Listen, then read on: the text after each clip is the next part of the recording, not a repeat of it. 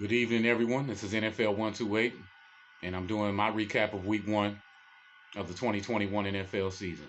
I'd like to start off by giving a shout out to the New Orleans Saints for destroying my Packers 38-3 yesterday in an utter and complete rout.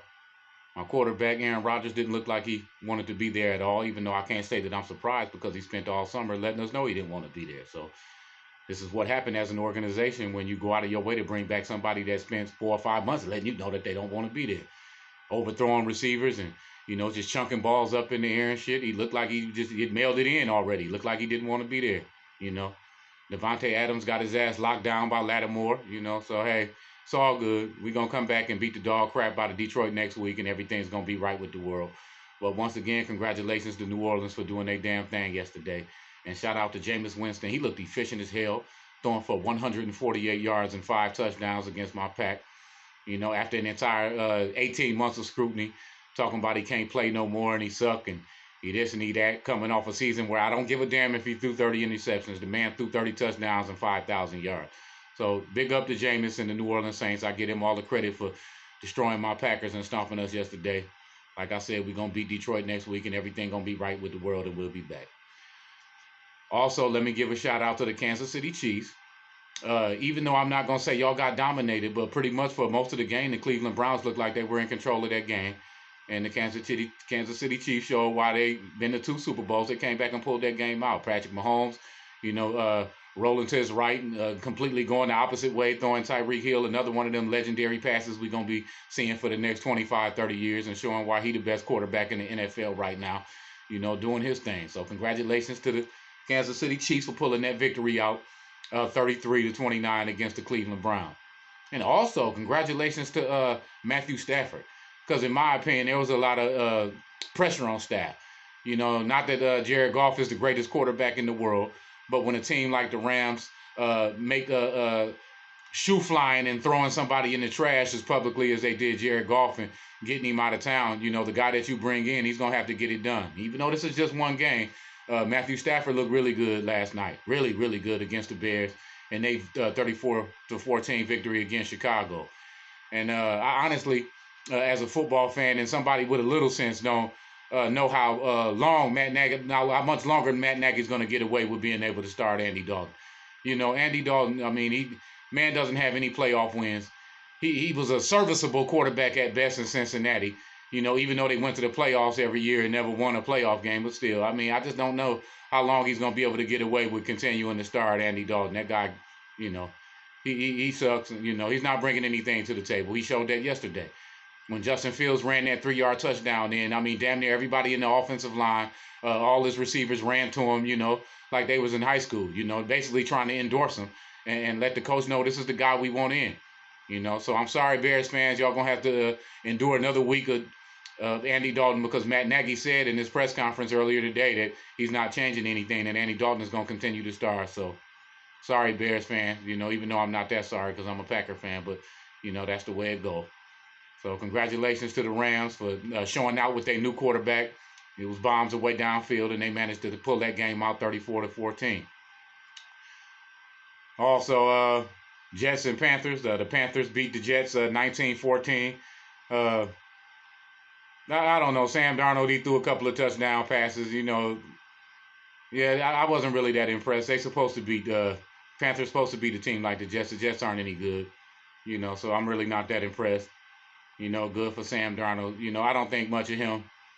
We'll see if CMC can get through the season this year without getting broke up again, because every single other running back that's ever had 300 touches of 300 touches more than 3 years in a row never was the same again. So even though he looked okay for one game, we'll see how CMC holds up for the remainder of the season. Also, shout out to Teddy Bridgewater for pulling his victory out. He looked really good yesterday, even though I'm not that impressed because they were playing the Giants and Daniel Jones. The Broncos managed to win that game 27-13, but it was the Giants. But still, congratulations for Teddy Bridgewater for finally being, for getting finding hopefully he found a home somewhere, and he'll be able to make it through the entire season as the starting quarterback of the Broncos, and really be able to showcase his talent and do his thing. And once again, that was 27 Broncos, Giants 13, and good for you, Teddy. Glad to see you was able to enjoy yourself, and glad to see you with that captaincy on your chest as well. Also, like to give a shout out to Joe Burrow and Jamar Chase pulling that game out in overtime, 27-24 against the Vikings. You know, Jamar Chase dropped a couple of passes in preseason, and then I have to sit back and watch those programs on ESPN talk about whether or not he really has it, and did the Bengals make a mistake drafting him in the first round and all of that. But Jamar Chase, he had a good game yesterday. Joe Burrow had a good game as well, so it's good to see those young guys get off to a good footing together and have a good game and pull that victory out against the Vikings, 27-24 in overtime. Steelers 23, Bills 16. Steelers 23, Bills 16. After Josh Allen got over $250 million during the offseason, even though it wasn't all his fault. But, come on, Bills. Y'all going to have to do better, man. 23-16. 23-16. Come on, Bill. With a quarterback that's the Steelers had a quarterback that's 100 years old, even though Big Ben showed why he's going to be a first ballot Hall of Famer. He made the throws that he needed to make when he needed to make them, and they were able to pull that game out, the Steelers, With them young wide receivers they got, Claypool and Juju, they managed to pull that out. So, good for the Steelers. But Bills, with the amount of money that you paid Josh Allen, y'all going to have to protect him better than y'all did yesterday. And, we'll see what happens with y'all. They talked about y'all all offseason, Buffalo, like y'all one of the best teams in the NFL. And you go out in week 1 and lay a monumental egg at home. So we'll see how you do.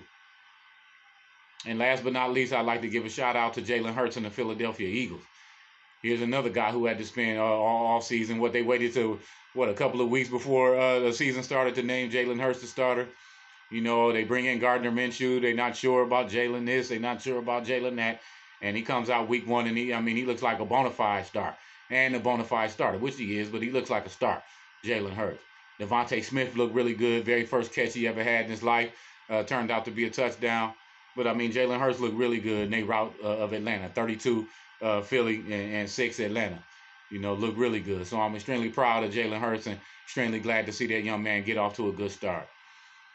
And I'm not recapping every game. I'm just recapping the games that, I paid a little bit of attention to, and then, recapping the guys that I wanted to see do well and all that good stuff. Anyway, like I said, Jalen Hurts got off to a good start. He had to listen all offseason about whether he was the guy, whether he could play, can he really throw, all that little stupid nonsense. And he had an excellent game. Excellent game. So good for you, Jalen Hurts. Philadelphia Eagles 32.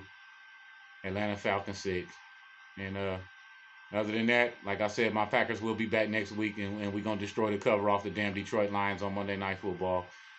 Whoever y'all's team is, I hope your team won. Other than that, everybody enjoy your week. See you next week.